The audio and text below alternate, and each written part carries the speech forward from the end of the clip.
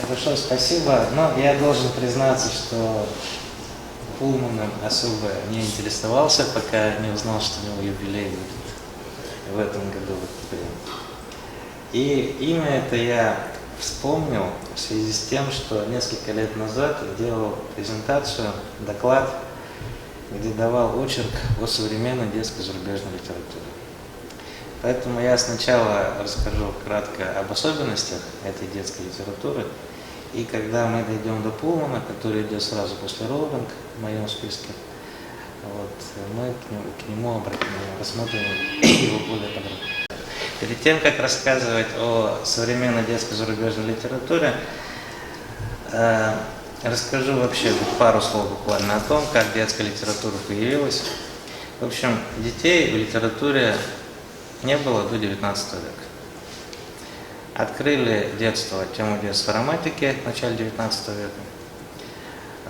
А детей до этого не было, их и в реальной жизни долго еще не было. В таком смысле. Дело в том, что особенно в эпоху просвещения в 18 веке к детям относились как к взрослым. То есть к ним предъявлялись те же самые требования, что и взрослым. И как люди, как некие понятия детской психологии, возрастные отличия, это все не рассматривалось. Естественно, дети критериям взрослых, которые предъявляются взрослым, не соответствовали, поэтому с детьми чаще всего как обращались, можно догадаться? Пароли били, Весь 18 век и почти весь 19 век – это практика использования телесных наказаний по отношению к детям. Что открыли романтики? Романтики подошли к этому вопросу с той же самой точки зрения, что и просветители. Они указали, что дети от взрослых отличаются, но там, где просветители делали знак минус, они поставили знак плюс.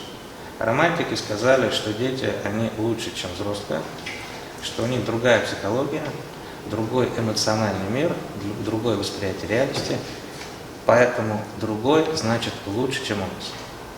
И отсюда возникает феномен детской литературы, который основан на культе ребенка, на культе детского восприятия. И детская литература, как правило, строится на этой оппозиции противопоставления мира взрослых и мира детей. И весь 19 и большую часть 20 века как раз идет это противопоставление, оппозиция. Самый яркий пример – это романы Марка Твена, особенно «Приключения Тома Сойера», где у нас описан захолустный городишко в самой-самой глубинке Америки, и где у взрослых очень скучная, монотонная, неинтересная жизнь, полное преступление и насилие. И здесь же рядом находятся дети, у которых очень насыщены разными приключениями жизни. И Марк Твен в предисловии к «Приключениям Тома Сойера» написал, что я написал эту книгу для взрослых, потому что я хотел напомнить взрослым, какими они были детьми. И к концу 20 века у нас сформировался такой культ детства, то есть у нас гипертрофированное отношение к детям. Дети – это наше все лучше детям, как говорил Ленин, Владимир Ильич. И Пулман, он идет с этой тенденцией вразрез. С одной стороны, он пишет книги фэнтези, книги в рамках детской литературы, но при этом он устоявшиеся приемы и стереотипы, которые выработались в детской литературе, разрушает. И разрушает он, исходя из того, что с его точки зрения, как сейчас бы сказали, детство переоценено, а взрослое состояние недооценено. У Пулмана быть взрослым – это нормально, а задерживаться в детском развитии – это ненормально. Он реабилитирует мир взрослых, и поэтому его противопоставляют обычно другим авторам, которые тоже популярны и тоже относятся к этой же нише. Об этих авторах я чуть позднее скажу.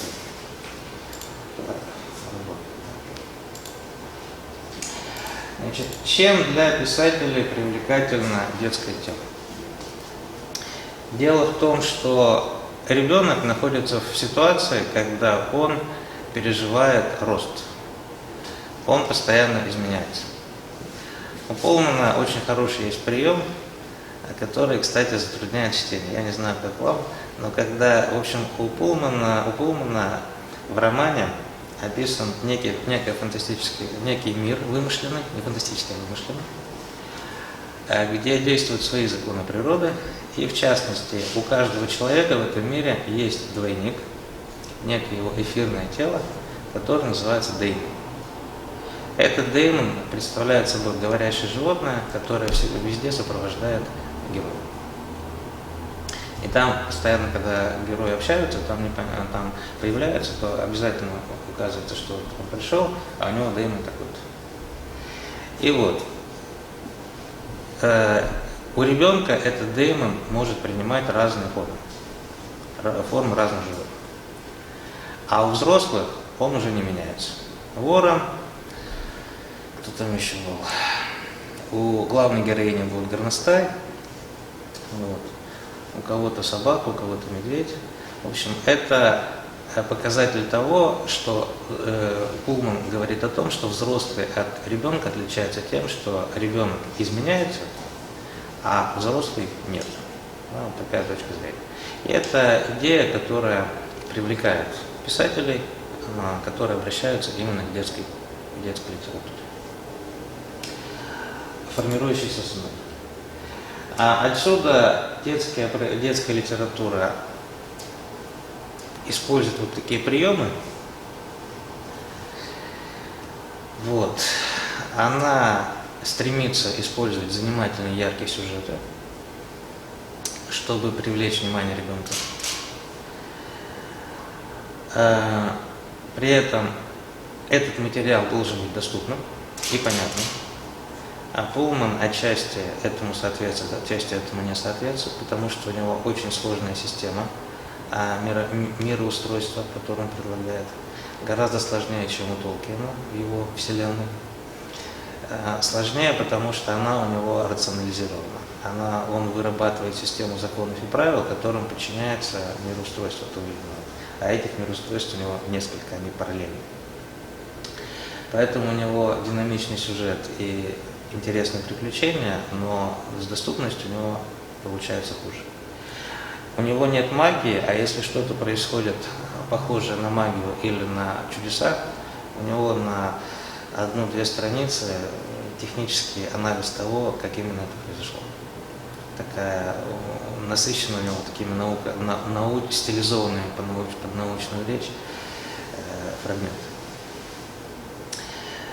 И вот этот последний пункт, так как у нас дети взрослеют, формируются, надо этот процесс взросления, формирования контролировать, поэтому детская литература должна быть назидательной. Она должна обязательно чему-то учить. Вот чему учат книги Пулмана, это вопрос, из-за которого его подвергает критике католическая церковь.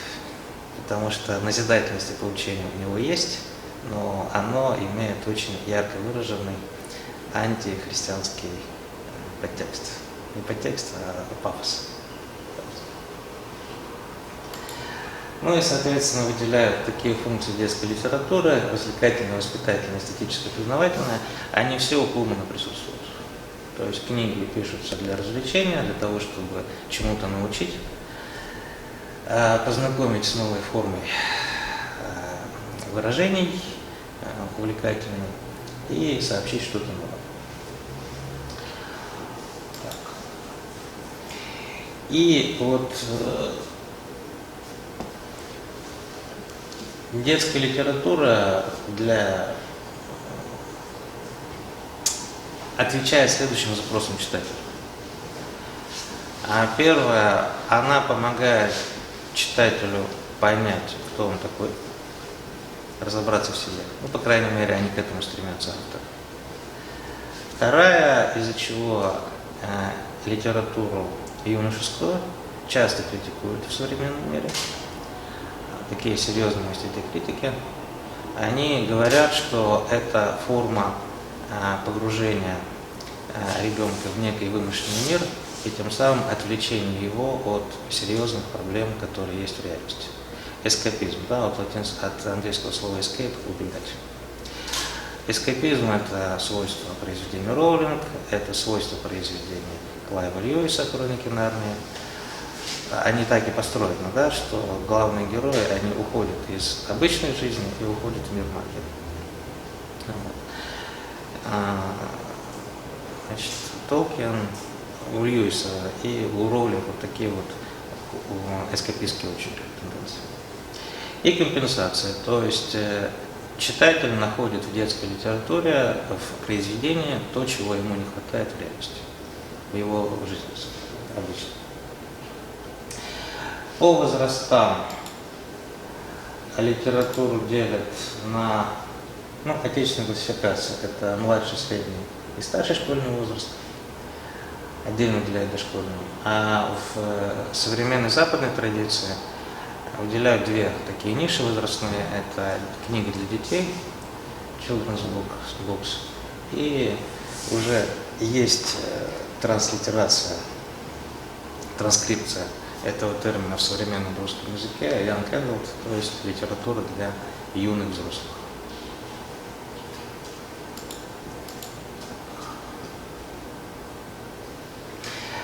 Вот. Книги Пулмана относятся именно к виду, который называется young adult или юношеская литература. И она описывает как раз переход состояния и возрастной период и состояние человека, когда он переходит из мира детства в мир взрослого. И отсюда вот эти характеристики. У нас главный герой или героиня пытается найти свое место в этом мире, осознать, кто она такая. Часто это происходит в форме поиска или нахождения своих родных родителей, своих родных, да, потому что там есть приемные и настоящие родители, а есть свои.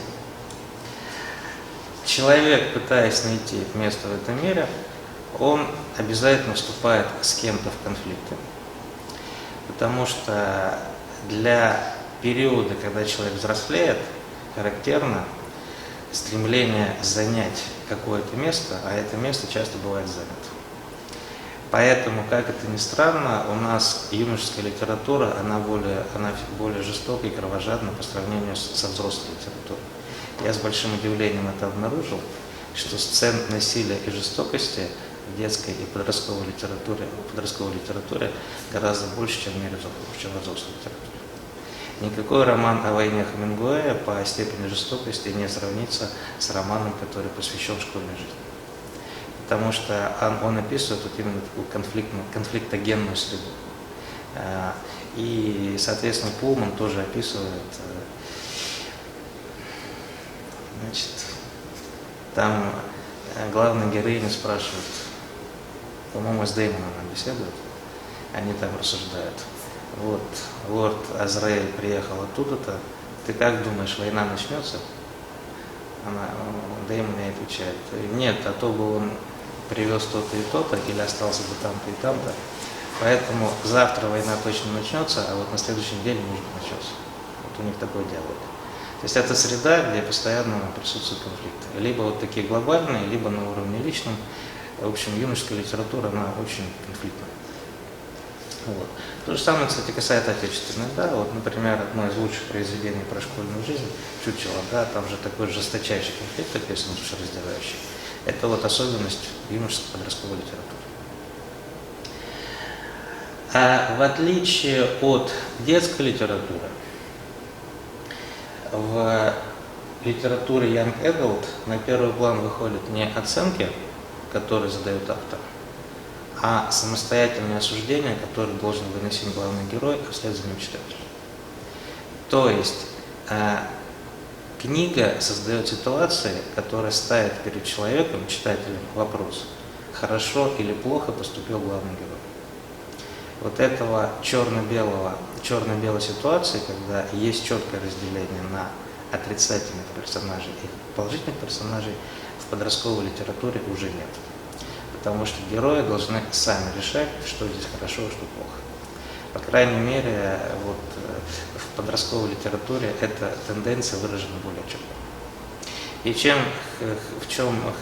что характерно для романов Пулмана, у него этические моменты стерты. У него многие персонажи, которые по определению должны быть положительными, например, родители, они становятся отрицательными. И вот это видит. Двоемирие, это я уже говорил, это противопоставление мира взрослых и мира детей. Самыми бестолковыми взрослыми в детской литературе являются родители. С ними, в принципе, не о чем разговаривать. Они в этой жизни мало что понимают. Вот. На втором месте, но они оказываются гораздо ближе к подросткам, это учителя. Учителя это тоже враги, с ними тоже постоянные конфликты, но они кое-что в этой жизни еще уже понимают. А с родителями, в принципе, бесполезно о чем говорить. Вот это такое очень часто встречающиеся отношения. А так они живут отдельно. Они стремятся жить отдельно от взрослых, создать свой собственный мир. И эти сюжеты часто строятся на инициации, потому что это переходный возраст от детства к взрослому. Ну а что такое инициация? Инициация – это очень тяжелое испытание, которое должен пройти человек, чтобы доказать, что он взрослый. Это еще одна причина, почему эти книги очень жестокие. Вот. Инициация сопровождается всегда болью либо физической, либо душевной. Вот. Поэтому в подростковой литературе у героев лучший друг, любимая собака, иногда родители, иногда один, иногда оба умирают. Вот смерть, она гораздо чаще встречается, смерть близких людей, близких существ, дорогих сердцу героев, встречается гораздо чаще, чем взрослая литература. И вообще детская литература, она гораздо более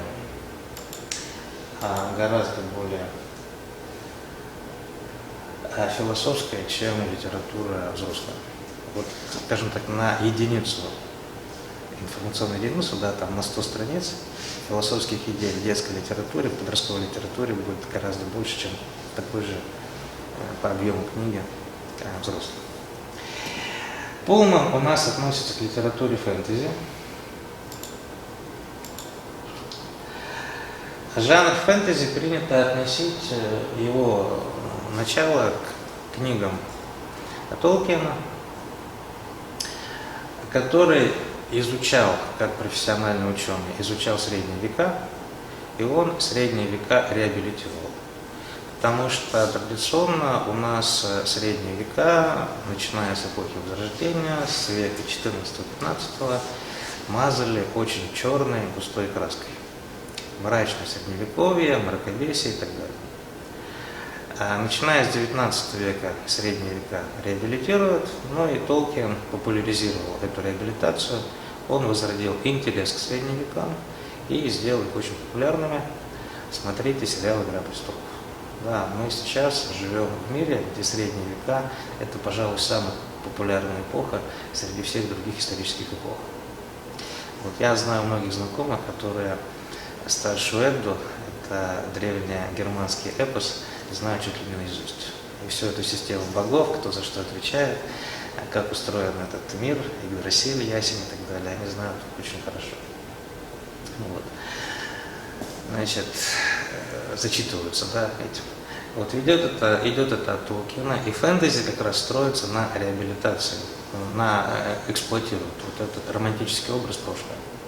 Если научная фантастика отсылает нас куда-то в будущее неопределенное, это было в середине 20 века, популярная научная фантастика, то фэнтези, как правило, нас отсылает куда-то в прошлое, легендарное прошлое, романтическое прошлое, но обязательно прошлое. У Пулмана действие произведения происходит в конце 19 века. По антуражу это викторианская Англия. Вот я тут в кулуарах говорил, да, что начинается действие с того, что один из героев, лорд Азраиль, возвратился из экспедиции на крайний север, привез очень интересные материалы и решил провести презентацию. Для этого ему нужна вот эта штука, которая называется проекционный фонарь, и экран. Проекционный фонарь работает на керосине, то есть его добавляют, как лампа, он горит и луч высвечивает Это самое. То есть вот мультимедиа-проектор только в викторианской эпохе. Вот у него такая примерно вселенная, мир у Пулмана. Это конец 19 века с техникой, техническими устройствами, которые тогда были, с уровнем прогресса, который тогда был. Есть какая-то непонятная антарная энергия, которая то ли электрическая, то ли еще какая-то, которая все вот комфорт обеспечивает бытовой. Вот. То есть Пулман тоже относит это в действие своих произведений, он переносит в прошлое. Вот фэнтези – это идеализация прошлого, легендарное прошлое, сказочное прошлое.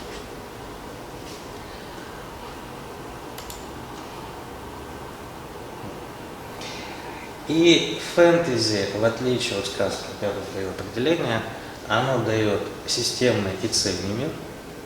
Вот Толкин, он создал свою вселенную, куда уже многие люди ушли навсегда, там у них есть какие-то реконструкторские мероприятия, они переодеваются, оружие делают согласно, или на эльфийском языке разговаривают. Да, то есть у него все продумано, вот такая полноценная вселенная. И в отличие от научной фантастики, здесь нет науки и технологий. Пулман вот этот шаблон разрушает, у него как раз разум и наука присутствует в его произведениях, которые относятся к жанру фэнтези. То есть он фэнтезийный мир рационализирует. От этого он не перестает быть фэнтезийным, вот, но он, тем не менее, значимость науки очень велика. И когда я вот про это прочитал и обнаружил, что картина мира Пулмана очень похожа на картину мира, которую рисуют физики, занимающиеся квантовой механикой, я вспомнил сериал «Теория Большого взрыва» и на то, что меня всегда удивляло в плане того, чем они занимаются в свободное время. Вот если вы знакомы с этим сериалом, то они обожают читать комиксы. И, казалось бы, вроде серьезные люди, да, которые в рабочее время там используют высшую математику, занимаются построением 12-мерного пространства и так далее. Вот они комиксы изучают, причем очень так досконально. У них там коллекции из сотен и тысяч экземпляров. Вот. И они любят, ну, понятное дело, научно-фантастические фильмы и любят вот, фэнтези. Я подумал, почему так происходит? Да, Пулмана тоже. Вот фэнтезийный мир, который соединяется с научным таким подходом. Вот. И слушая одно из выступлений, связанных с этим романом, на YouTube я посмотрел перед сегодняшней лекцией. Дело в том, что современная физика, она очень похожа на вот этот фэнтезийный мир. Вот. Там прямо так и сказали. Бозон Хиггса – это такая же фикция, как и пыль в романе «Северный сияние». Она вроде бы есть, а в то же время ее нет. Да? И вообще современная картина мира, которую рисуют физики, она оперирует не менее фантастическими понятиями, чем оперирует, например, Пулман. И поэтому Пулман в 1995 году еще он как раз обнаружил, что фантазийный мир, он гораздо лучше описывает реальность, да, которую наука тоже современно пытается описать. Вот. Но вы знаете, да, что квантовая механика – это дисциплина, которую никто не понимает, как они шутят. А если кто-то говорит, что не понимает, он врет, потому что ее все равно никто не понимает. Там другой тип рациональности, который вот очень похож на мир фантазии. Самыми яркими представителями жанра фэнтези и популярными сейчас являются Джоан Роулинг, и поэтому Пулмана сравнивают постоянно с Джоан Роулинг. Там будет 3 автора, с которыми их сравнивают, и Пулман каждого из них превосходит.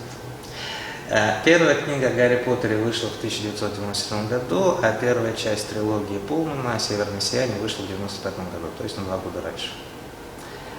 И они попали вот в такую общую нишу подросткового чтения, жанр фэнтези. И поэтому они не могли друг с другом не вступить в тот самый конфликт, который характерен для подростковой литературы. Да.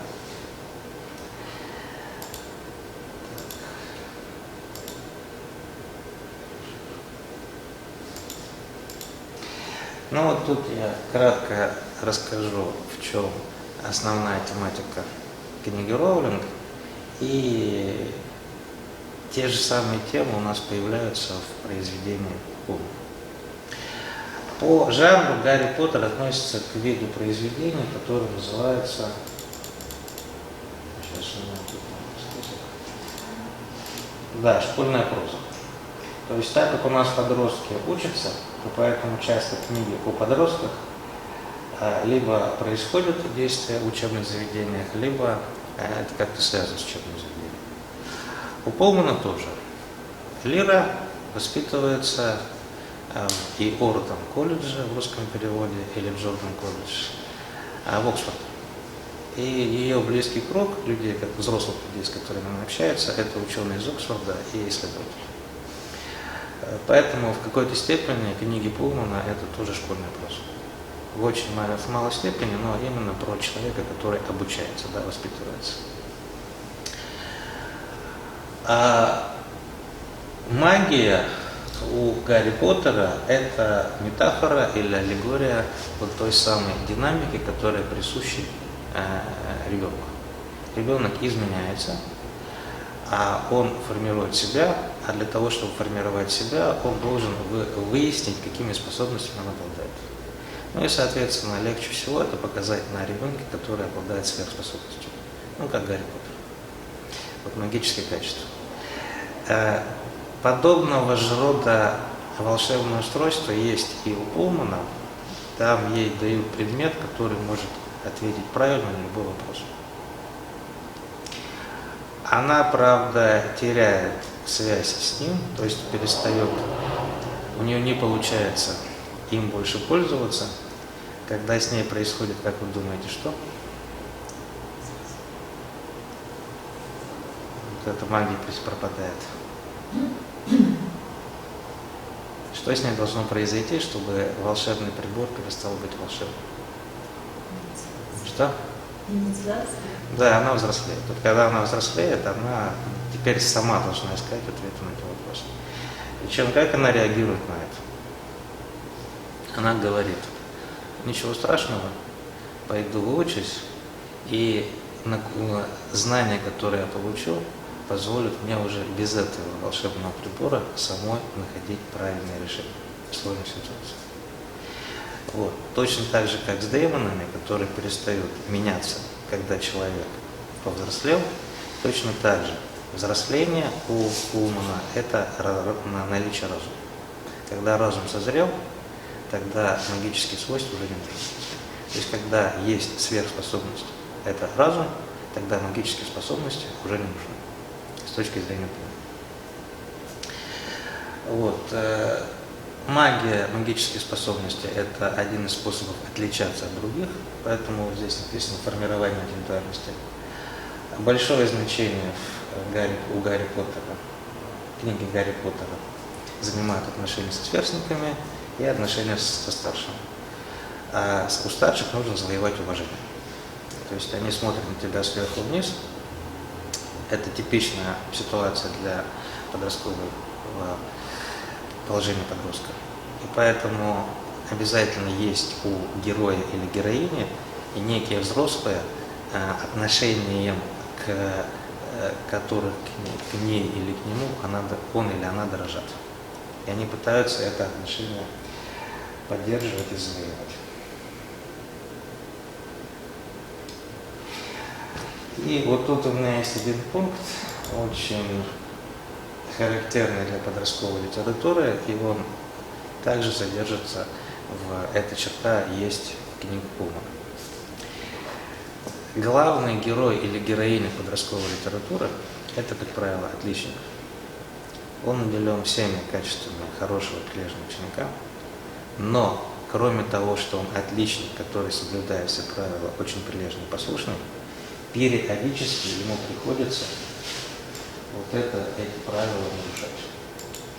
Поэтому там у нас есть просто отличник, это Гермиона, а есть Гарри Поттер, который способен за эти рамки выходить.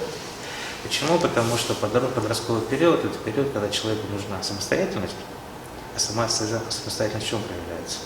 Что тебе что-то говорят, но ты поступаешь по-своему. И вот главными героями становятся именно те люди, которых периодически ругают за то, что должны хвалить, и хвалят за то, за что должны ругать. Да, вот они перерастают те правила, которые были присущи детям, и вот они из этого возраста, из этого состояния выходят, и поэтому они одновременно и послушные, и непослушные, одновременно и соблюдают правила, и не соблюдают правила, одновременно отличники и двоечники.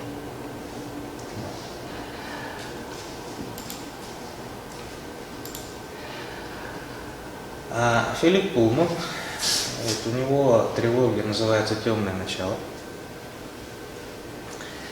По-английски там идет цитата. Для обозначения названия этой трилогии идет цитата из поэмы Мильтона «Потерянный рай», и там упоминается не просто темное начало, а темная материя. Темная материя, потому что у Мильтона показана борьба Бога и сатаны, и эпиграфом, вот можно книжку? «Северное сияние».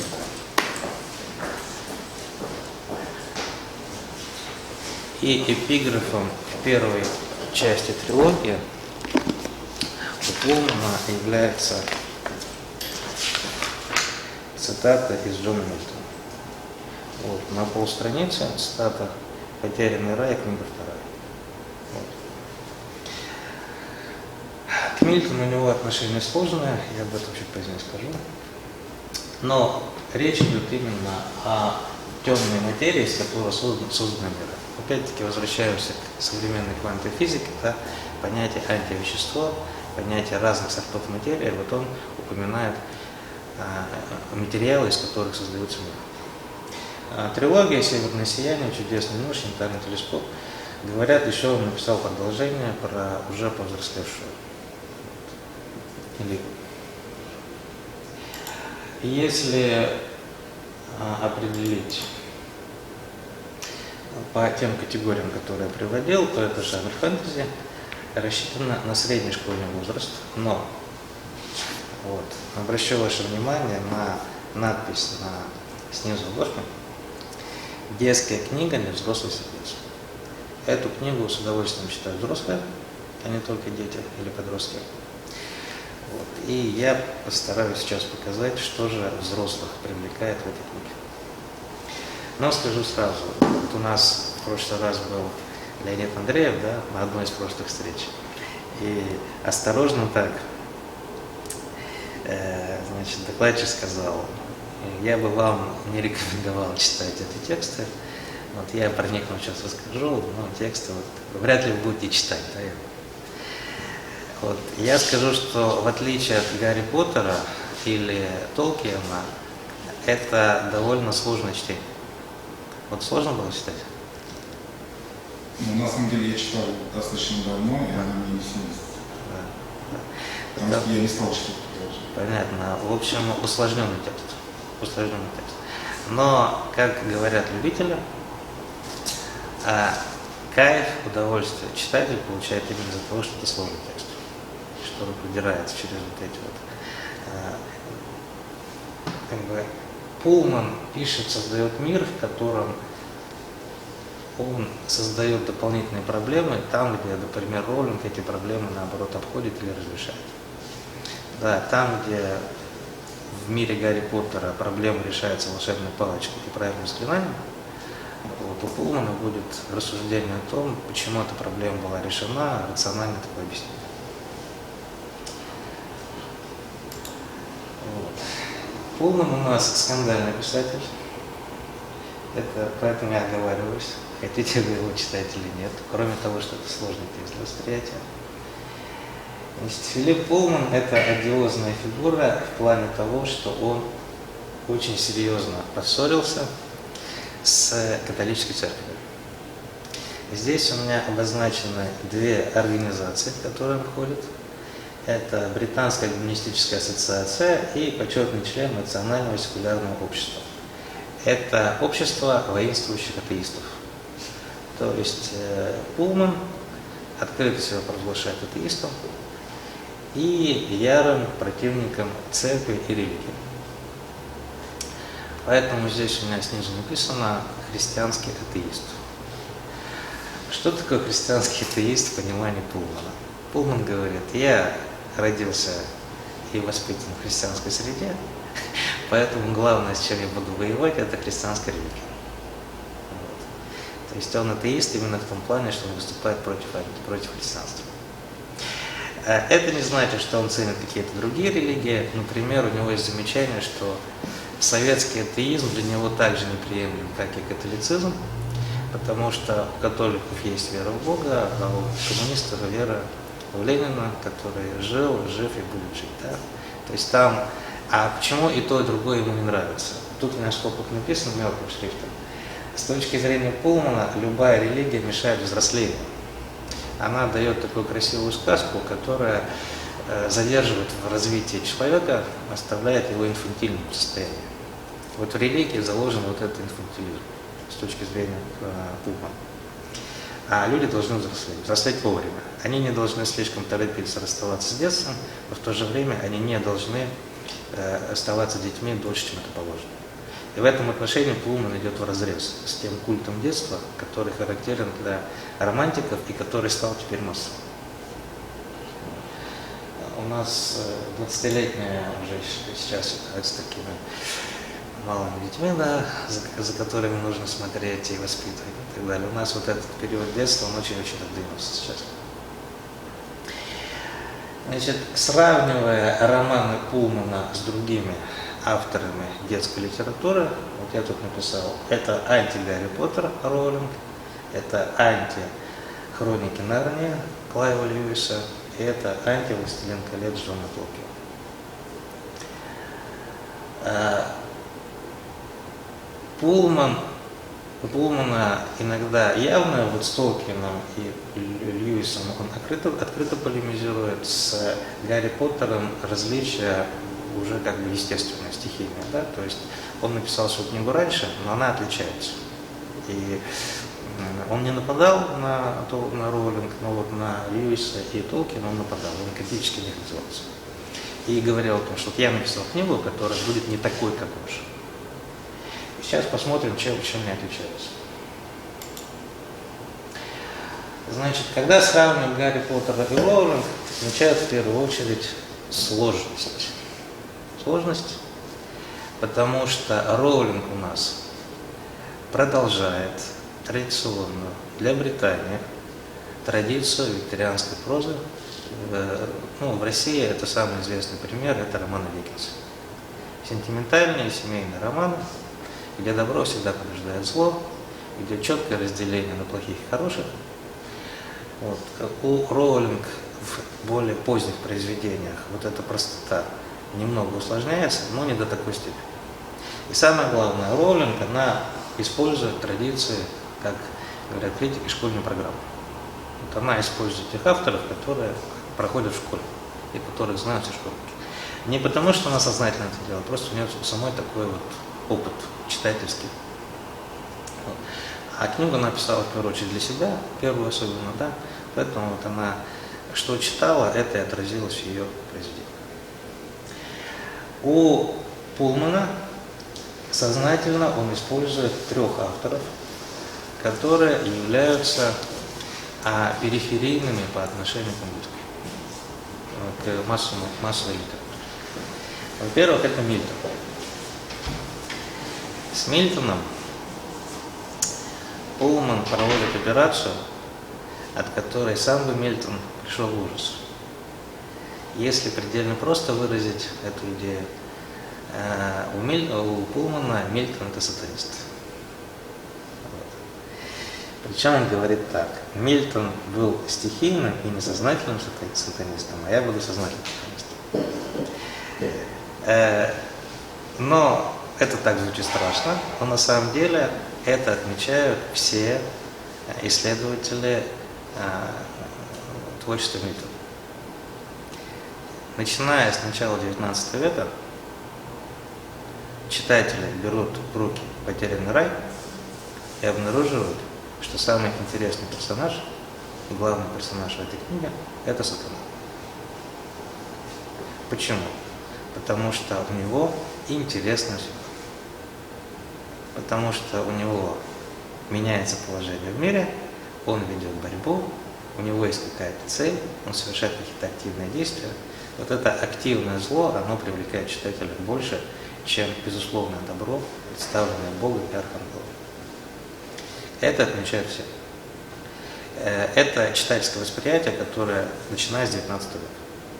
И поэтому Пулман, он, хотя и довольно эпатажно это выразил, но фактически он выразил то отношение, которое было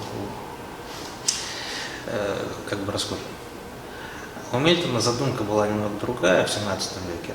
У него задумка была такая: я хочу показать настолько могущественного врага Бога, которого Бог победил, и смысл такой, что даже такого врага Бог может победить.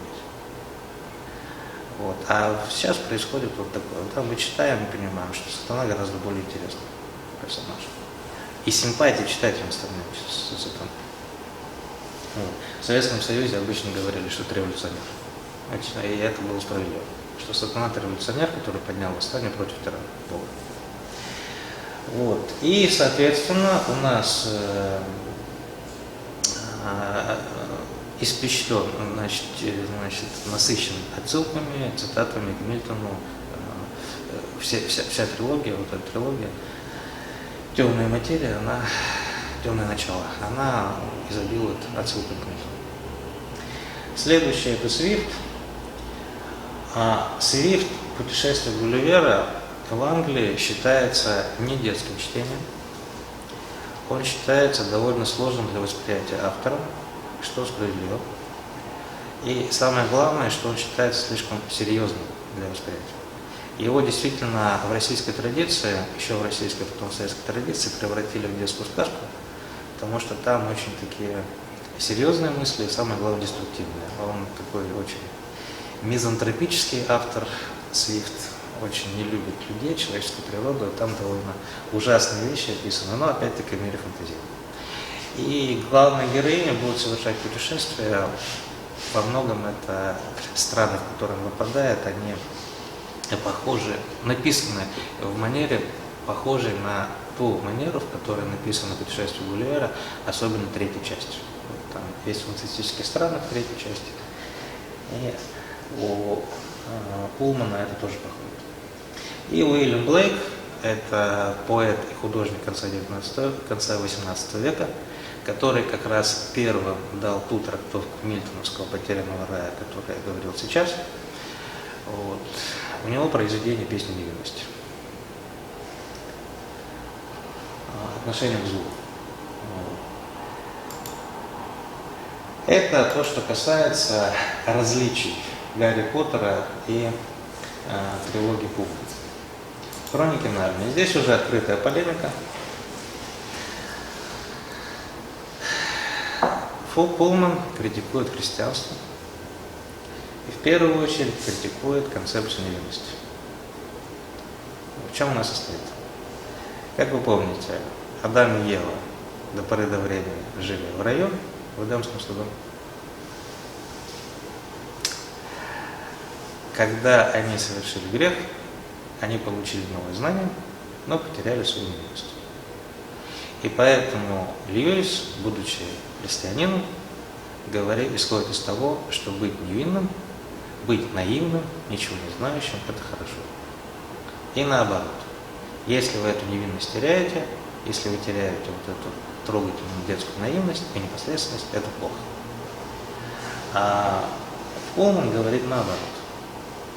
Значит, быть невинным – это означает быть глупым, и если человек не взрослеет и не теряет свою невинность, это очень для него плохо. И вообще, говорит он, первородного греха не было. Что вот нет такого соединения между знанием и утратой невинности. Это просто переход в другую стадию. Быть взрослым – это не означает быть хуже, чем быть ребенком. Вы что-то приобретаете и что-то теряете. Да, но это не того масштаба падения, которое описано в христианской традиции.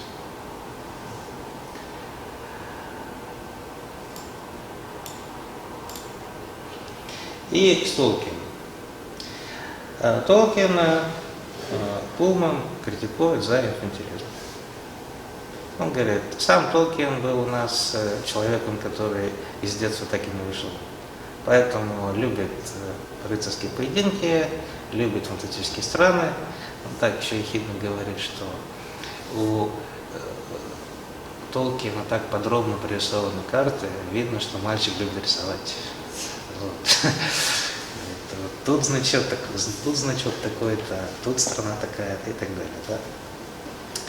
И по мнению Пулмана и сам Толкин был инфантильным, и, соответственно, его поклонники тоже люди, которые хотят из мира взрослых вернуться в мир детей или остаться в мире детей, не уходя в мир взрослых. Вот. И здесь цитата из его интервью, по-моему. Толкин начал с изобретения языка эльфов, он придумал мир и стал писать рассказы об этом мире. А я хотел рассказать о том, как девочка и мальчик становятся взрослыми.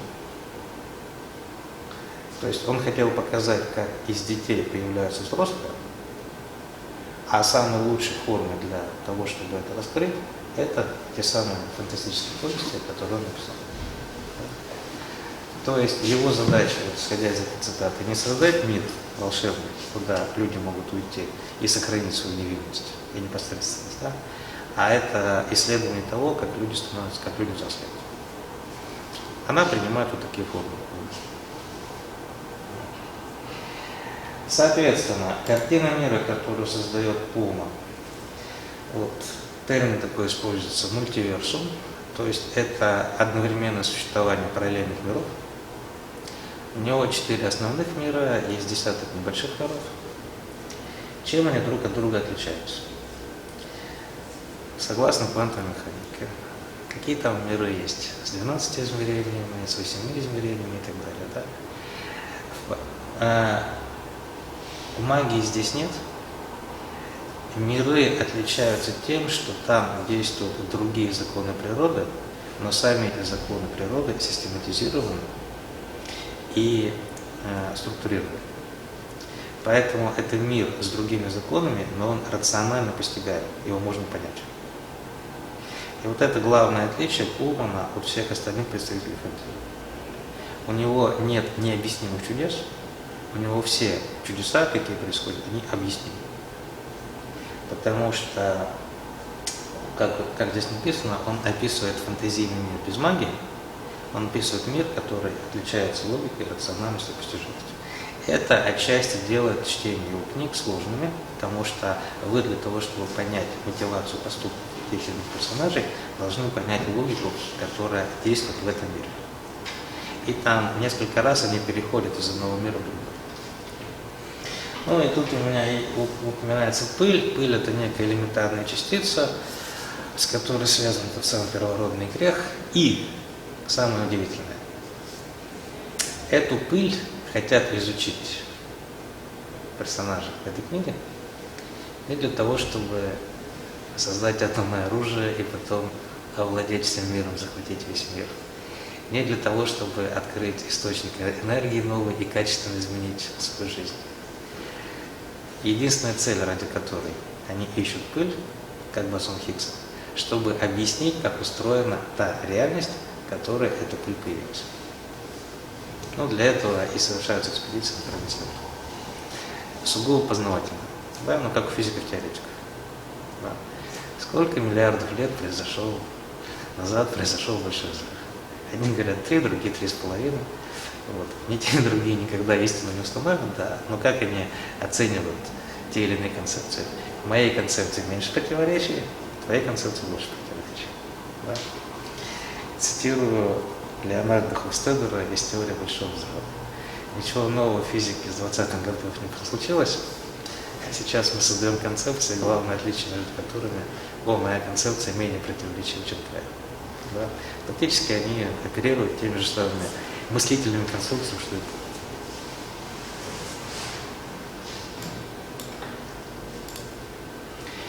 и И книги Пулмана строятся на не то чтобы разрушение, но он идет в противоречие или в противоположном направлении по сравнению с теми приемами, которые уже устоялись в детской литературе для подростков. Первое – этическая амбивалентность. Подростковая литература отличается тем, что она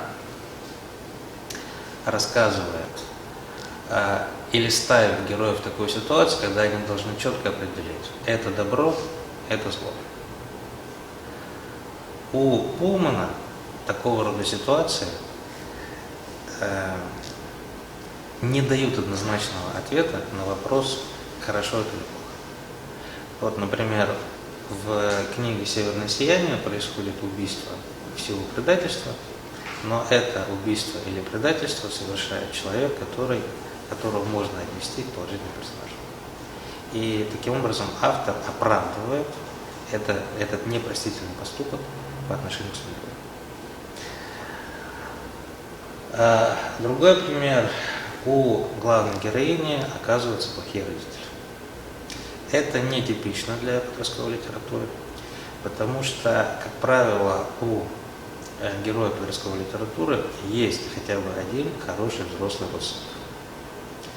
Мать может быть плохой, отец хороший, мать умерла, отец плохой, есть дядя хороший, и так далее. Здесь у нас на родственников взрослых рассчитывать не приходится. Значит, родители используют Лиру для своих целей. Она очень поздно узнает о том, кто у нее настоящий родитель. И там она говорит, что в первой части, что, наверное, те ученые, среди которых она растет, могли бы считаться членами ее семьи, если бы она знала, что это такое.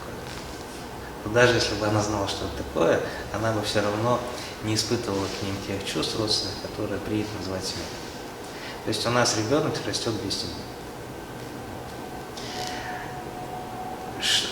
Примерами чего это является, эти элементы являются, это элементы взрослой жизни.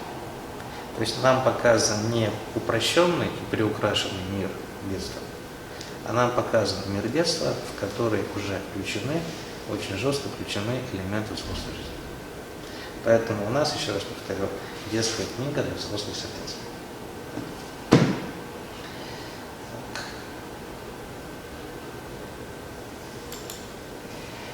И в заключение, вот это, наверное, последний слайд презентации. Как меняется концепция детства у Пулмана по сравнению с другими представителями, скажем так, мейнстримного подросткового фэнтези. Ну, я об этом уже выше упоминал. Для Пулмана главный критерий взрослости – это рационально разумное поведение. Это высшая магия, это сверхспособность. Когда вы рационально мыслите, это означает, что вы вступили в зрелый период. И поэтому, когда человек